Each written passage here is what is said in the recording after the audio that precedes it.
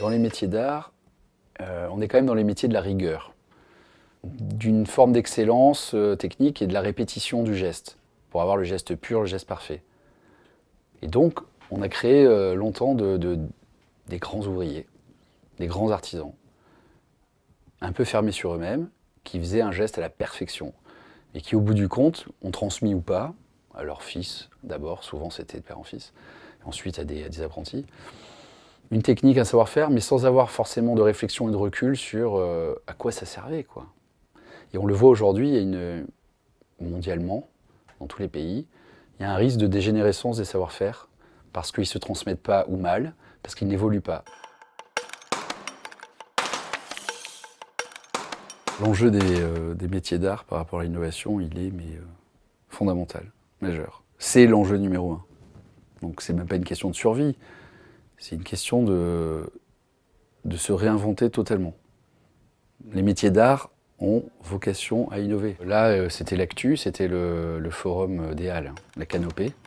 Il faut savoir que le verre qui constitue la canopée a été prototypé, imaginé, créé, conceptualisé dans un atelier d'artisan d'art, d'un verrier, d'un maître d'art, en Auvergne, dans un petit village perdu. Il innove dans le verre, il crée un verre hybride totalement nouveau, il mélange des matières au verre, qui fait que lui, il prototype, il est un laboratoire de l'industrie.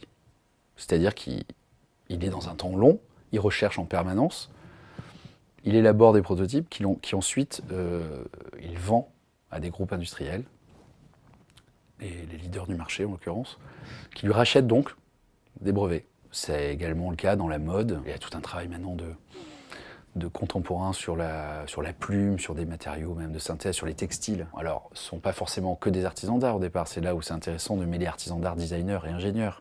Parce que chacun, dans son expertise, dans sa haute expertise, a une grande intelligence, un savoir-faire, une compétence. Si on les réunit, ces gens-là, autour d'un projet commun, avec leur savoir-faire, à condition de bien les accompagner, on crée les conditions et une accélération favorable à une innovation soit incrémentale, soit de rupture.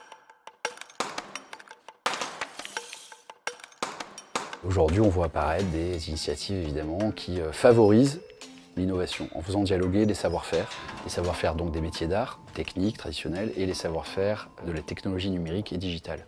Et ce que j'appelle le néo-artisan, avec un Y et un Z, qui renvoie aux générations YZ, qui sont bien ces générations de l'hybridation, de l'hybride.